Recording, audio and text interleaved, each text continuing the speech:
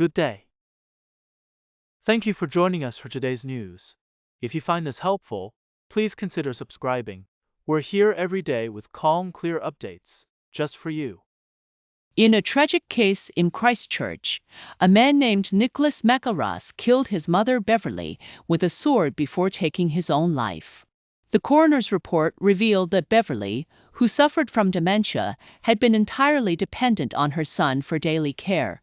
The couple lived in a three-story home, and their isolation, despite concerns from family and health professionals, Beverly had remained content at home, and no one had identified that Nick was at the end of his tether. This tragic incident highlights the immense pressure on caregivers and the challenges of providing long-term care in isolation. The coroner noted that while it's tempting to look back and wonder if help could have been provided early, last night, police in Christchurch discovered the bodies of a man and a woman during a welfare check at a property in Riccarton.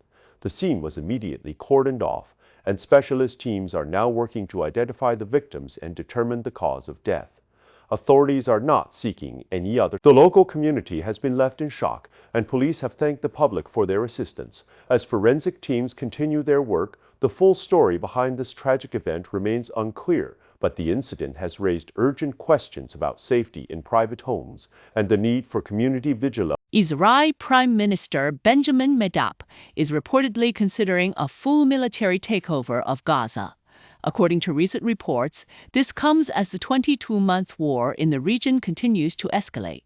With the humanitarian crisis worsening drastically, more people have died from starvation or malnutrition in the past 24 hours. Netanyahu held a meeting with senior security officials to discuss a new strategy, with some media outlets suggesting he is leaning toward full control of Gaza, a move that would reverse Israel's 2005 withdrawal from the territory. International pressure for a Partey has grown, but efforts to mediate a truce have collapsed.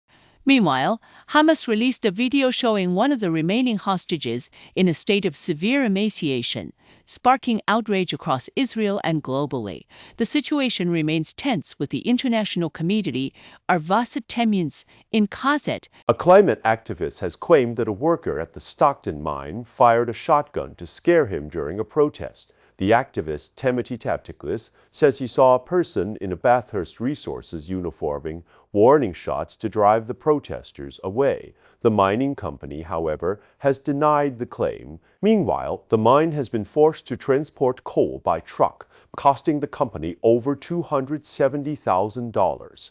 The protest, which has lasted 9 days, has become a flashpoint in the ongoing track.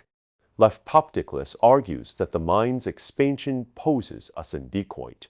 As tensions mount, the situation remains unresolved, with both sides holding firm to their positions. A former staff member of the National Youth Theatre, Cole Johnston, is facing serious charges of rape and grooming, but the theatre has clarified that these allegations are not linked to his time working there. Johnston, a 28-year-old entertainer from Auckland, is accused of multiple sexual violations. The National Youth Theatre has stated that the charges are unrelated to his employment and that they are not making any further comment. As the case proceeds through the courts, Johnston has denied the allegations, and the case is now in the public domain after name suppression was lifted. A former Arsenal footballer, Thomas Partey, is now facing serious criminal charges in a UK court. The 32-year-old Ghana international has been accused of multiple counts of rape and sexual assault, with the alleged offence too. During a recent court appearance, Partey sat in the dock and confirmed his identity. The charges include 2 counts of anal rape during consensual sex with one complainant and 3 counts of rape involving a second woman. His legal team has stated that Partey denies the allegations and is determined to clear his name. Now, with his next court hearing set for September, the case has drawn significant public attention, raising questions about justice, accountability, and the handling of such allegations in the sports world. In this poignant narrative, we explore the tragic story of a devoted son and his ailing mother, highlighting the emotional turmoil and challenges faced by caregivers. The tale serves as a reminder of the importance of mental health support and community engagement in preventing A smouldering pile of rubbish was left on a busy street in central Auckland after a fire broke out in a waste truck. The incident, which occurred just before 5:30 a.m., forced the driver to dump the waste on the roadside. Fire and emergency services on the way quickly and left the scene shortly after 6 a.m. The cause of the fire is stemfe. The event has raised questions about fire safety and waste management practices. Local residents and businesses have expressed concern over the disruption and invalidating the cause of the blaze. Elite Cabinet paper has revealed a potential shift in New Zealand's approach to alcohol reform. Initial, Associate Justice Minister Nicole McKee had proposed restricting off-licence trading hours to reduce violent crime, but the plans have now been revised. Instead, the focus is on reducing residents. This change has sparked concerns from public health advocates, who argue that limiting alcohol sales could help curb alcohol-related harm. The leaked documents show that the government has opted for a more industry-friendly approach, possibly underpinning ASO costs of hazardous drinking as the reforms move forward. The debate over public safety versus IP. Raven Cecilia, a 23-year-old from the Bay of Plenty, has pleaded guilty to grooming and indecent communication with an 11-year-old girl on Snapchat. This follows his existing trial for a rape chara, Saley's actions, including explicit communal, Saley's actions, including sprayed cop and poro. The case highlights the dangers of online predation and the urgent need for stronger safeguards to protect children from exploitation on social media platforms. Chinese driverless car technology is set to enter European markets through retailing companies like Lyft and Uber, signaling a major shift in the autonomous vehicle industry as Chinese automakers and software firms gain momentum ahead of Western competitors. In the Russian-occupied regions of Ukraine, a water crisis has left residents desperate, with children leading the charge in a poignant appeal for help from President Vladimir Putin. The situation has reached a breaking point with locals in the Donetsk regions from the Russian leader. Residents are not only suffering from the lack of water, but also from the poor quality of the water that is available. Photos shared on local Telegram channels show reddish water in pots and a small dribble from taps, with one man, ex-Brasika-appointed head of the Donetsk region, has acknowledged the crisis. In some areas, 60% of piped water is being lost, and water is delivered for only a few hours every 2 to 4 days. In response to the crisis, Putin has ordered the dispatch of 50 emergency teams and 88 water tankers from Moscow and surrounding regions, with plans to send an additional. However, this has not been enough to quell the growing frustration among residents. The water crisis is not just a local issue. It has also impacted daily life in Russia, with long queues at airports and flight delays caused by Ukrainian drone activity in recent days, a major cyber and hackers. Kremlin authorities in Donetsk have blamed Ukraine for the water issues, with Pushilin claiming without evidence that Kyiv is instituting a water blockade against the region. However, according to Petro Andriushenko, an advisor to the preoccupation Mariupol mayor, it was Russian forces. For the Takeover, residents of the occupied Donetsk region have also addressed an open letter to Putin, begging him to take personal control of the problem in the hardest-hit village. Osifenko in Makivka, there has been no water for a month, with locals lining up at a water pumping station to fill plastic flasks.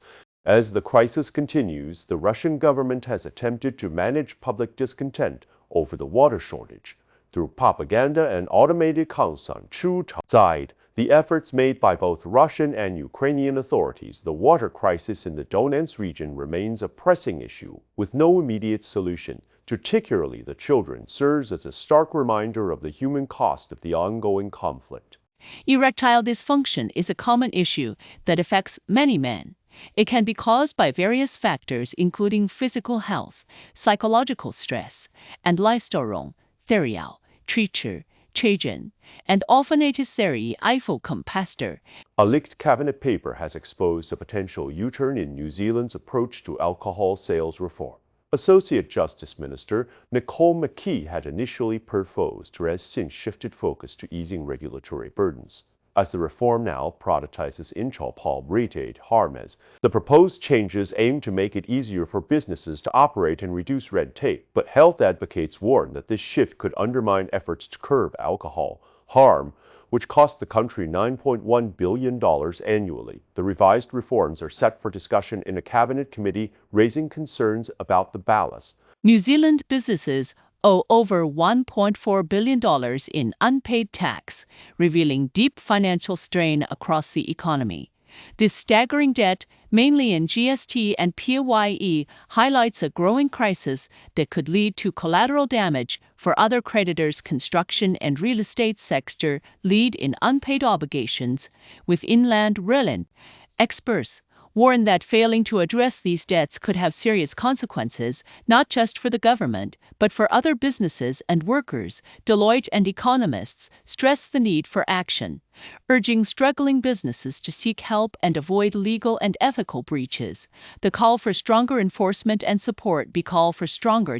New Zealand is set to introduce major changes to its Fisheries Act, allowing for more flexible catch limits when fish populations are high.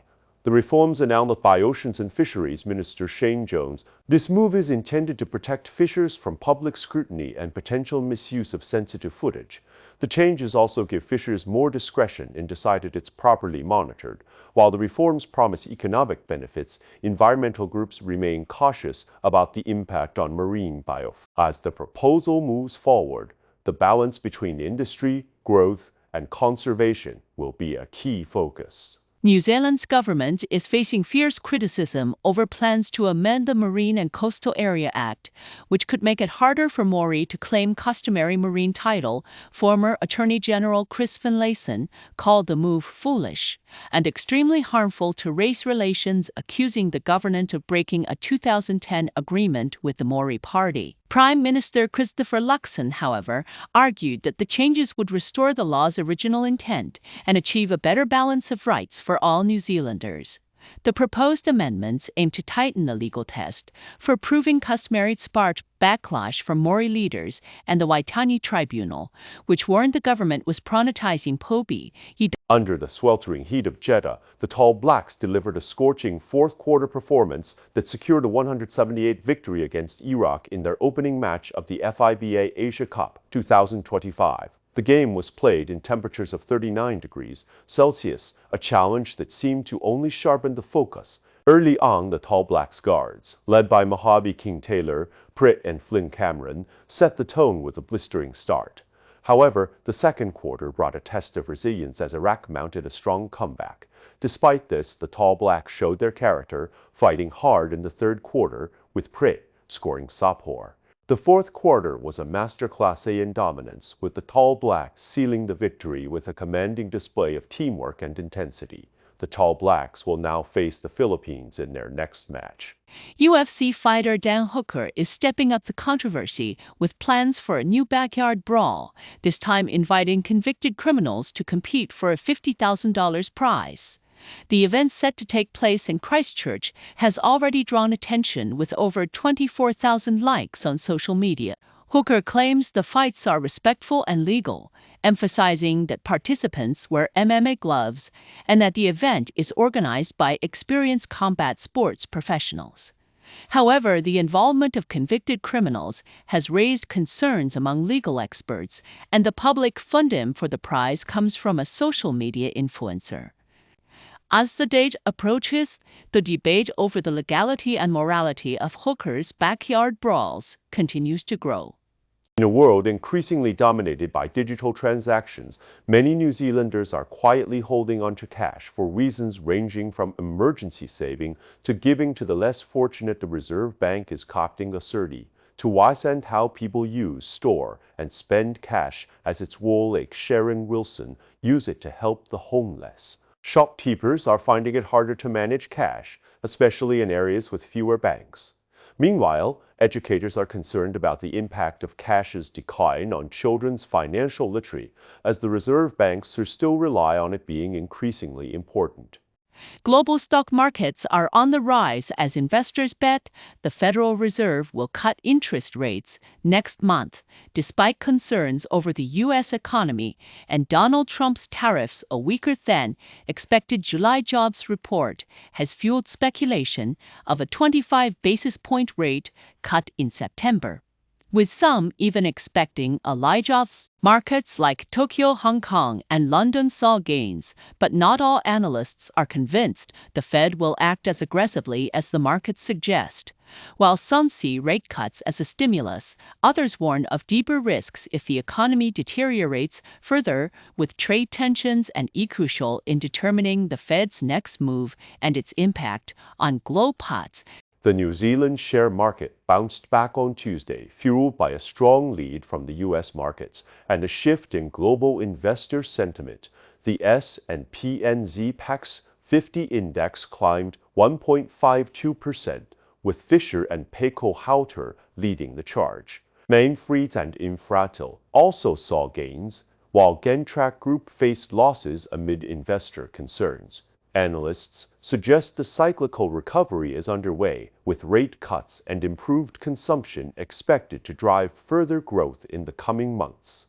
Rory McIlroy's long-awaited Masters victory came with a special touch from New Zealand during a visit to the country. The Northern Irish golfer was gifted a Punamo pendant by former Prime Minister Sir John Key. Known for its cultural significance, the greenstone talisman became McIlroy's good luck charm throughout the tournament. After a tense playoff against Justin Rose, McIlroy finally completed his career Grand Slam, a dream realized on the hallowed grounds of Augusta National. The win not only solidified his legacy, but also highlighted the unique connection he formed with New Zealand. McIlroy, who had previously expressed a love for the country, is set to return for the Australiad.